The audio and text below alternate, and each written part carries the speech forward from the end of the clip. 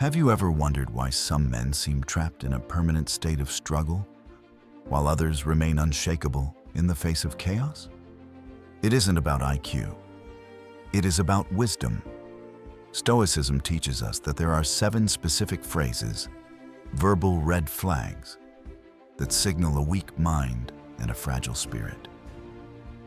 If you catch yourself saying even one of these, you are unknowingly sabotaging your own power. Today we expose these silent killers and replace them with unbreakable truth. If you are ready to leave the path of the fool and walk the path of the sage, subscribe now. Let the transformation begin. The first mark of the foolish man is the refusal to accept ownership. When the stupid man, and by stupid we mean philosophically unwise, faces a crisis, his first instinct is to look outward. He says, "It's not my fault. The economy is bad. My boss is unfair. My partner is difficult." He becomes the eternal victim. By blaming the world, he admits that the world has power over him.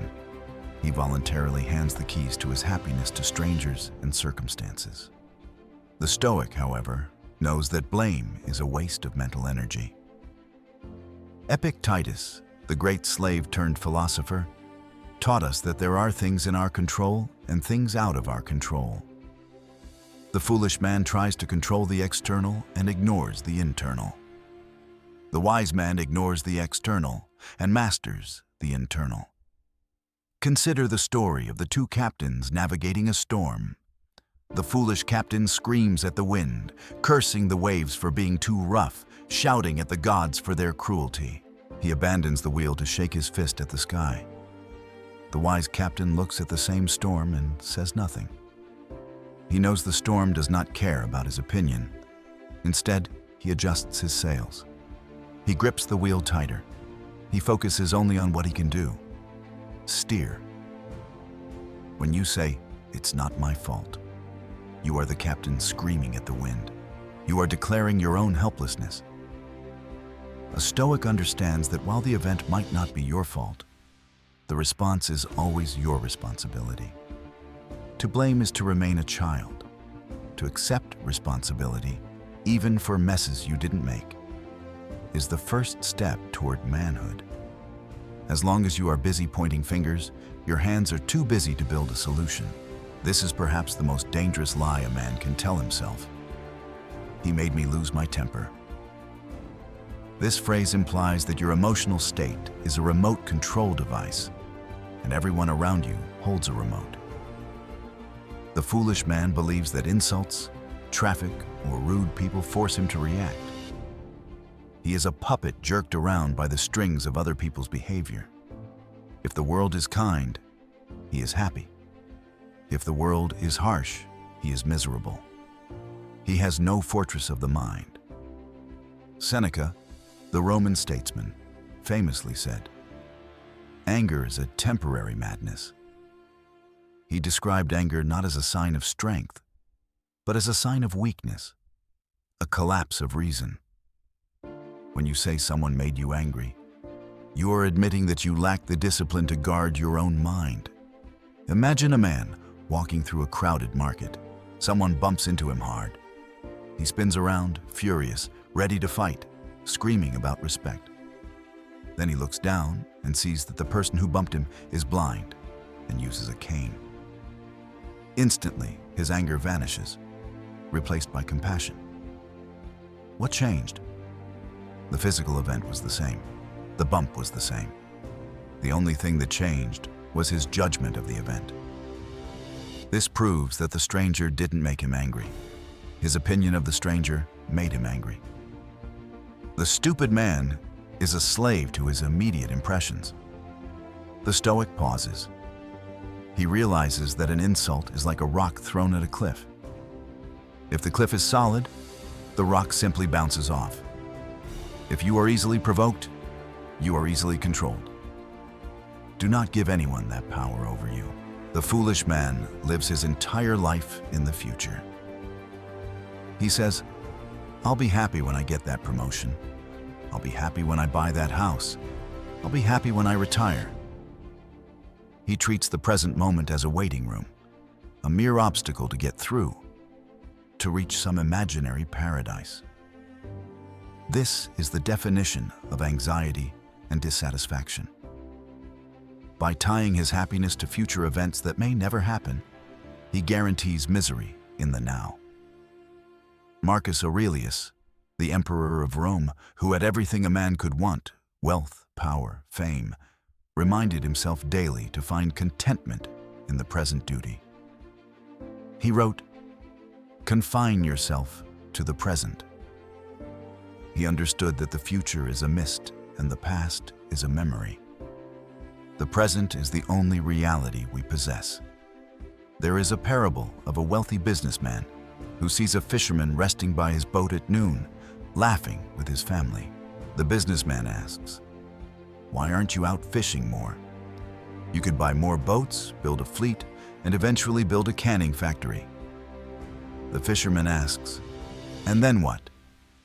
The businessman says, "Then you could retire, sit by the ocean, sleep late, and enjoy your family." The fisherman smiles and says, "Sir, what do you think I am doing right now?" The stupid man runs on a treadmill, chasing a horizon he can never catch. He postpones his life until he is too old to enjoy it. Stoicism isn't about lack of ambition.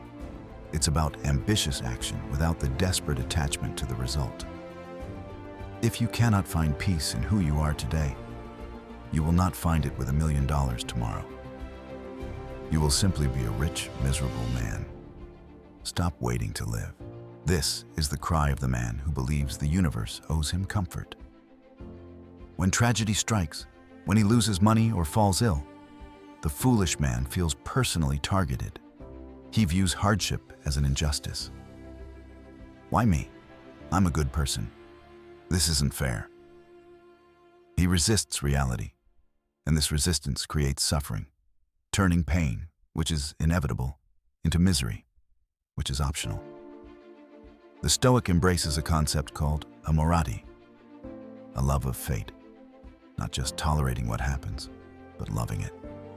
The Stoic sees every obstacle not as a block in the path, but as the path itself. Imagine you are a wrestler.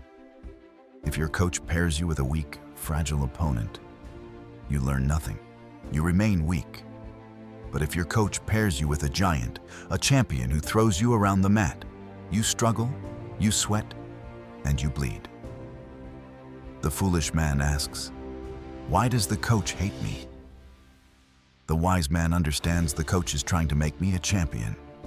Life is that coach. When you say, "Why is this happening to me?" you are rejecting the training. You are wishing for a life of ease, which is a life of decay. Marcus Aurelius thanked the gods for his difficulties because they allowed him to test his virtue. When the fire burns, everything you throw into it becomes fuel for the fire. A stupid man is extinguished by the wind. A Stoic is the fire that burns brighter because of it. Stop asking why me and start asking what can I learn from this. The moment a man thinks he knows everything, he stops growing. The phrase, "I know that already," is the tombstone of intelligence. The foolish man protects his ego by pretending to be an expert. He listens to reply, not to understand. He views new information as a threat to his intelligence rather than a supplement to it. He is rigid, like a dry twig. Because he is rigid, he snaps easily.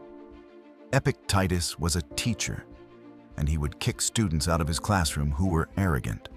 He famously said, "It is impossible for a man to learn what he thinks he already knows." If your cup is full, nothing more can be poured in. There is a Zen story that mirrors this Stoic truth perfectly. A scholar visited a master to inquire about Zen.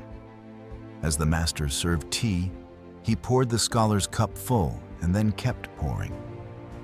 The tea overflowed, spilling onto the table and the scholar's robes. The scholar shouted, "Stop! The cup is full. No more will go in." The master replied, "Like this cup, you are full of your own opinions and speculations.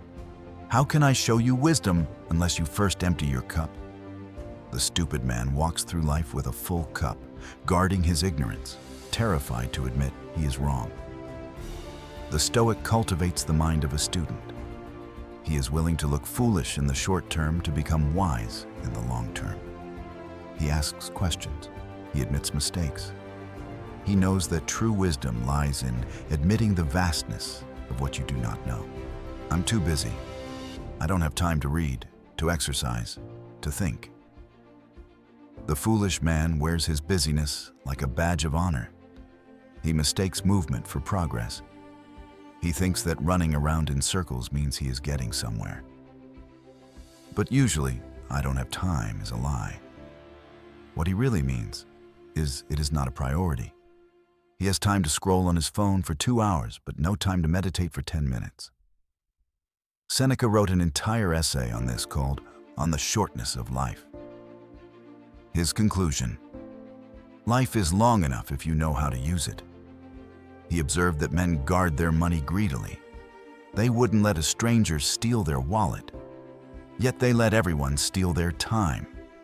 They give hours to meaningless arguments, days to frivolous entertainment, and years to jobs they hate.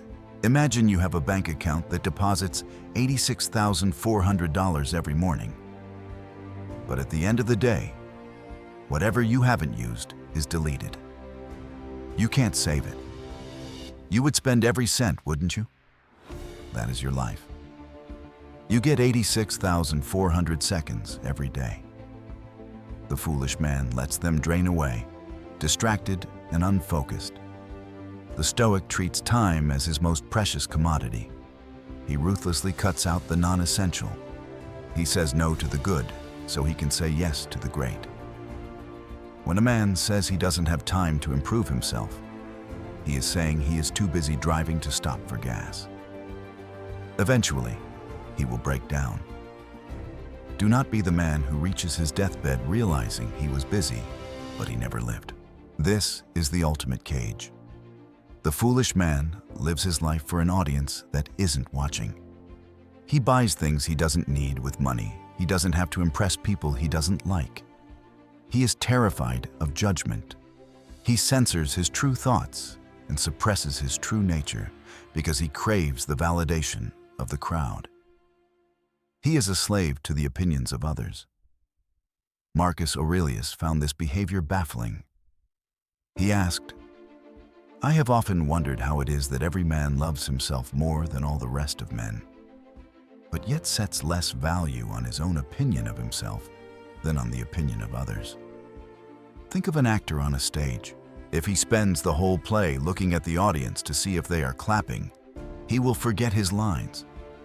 He will trip over the set. He will ruin the performance. To perform well, he must focus on the craft, on the truth of the scene, not the applause. The stupid man is the actor looking at the crowd. He changes his personality like a chameleon to fit in.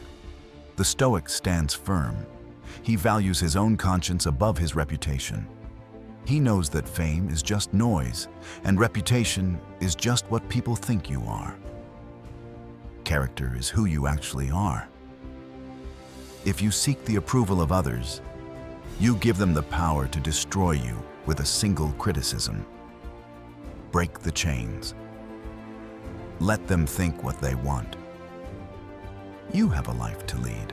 These 7 phrases: blaming others, claiming anger, postponing happiness, rejecting fate, feigning knowledge, wasting time, and fearing opinion, are the walls of a prison you built for yourself.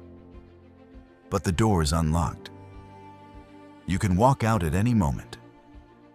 Stoicism isn't about suppressing emotion. It's about suppressing stupidity. It's about seeing the world clearly and acting with courage. Catch yourself the next time these words try to leave your mouth. Swallow them. Replace them with responsibility, gratitude, and action. If this video added value to your life, do not let the lesson end here. Hit the like button to help others find this path, and subscribe specifically if you want to master your mind while others lose theirs. The choice is yours.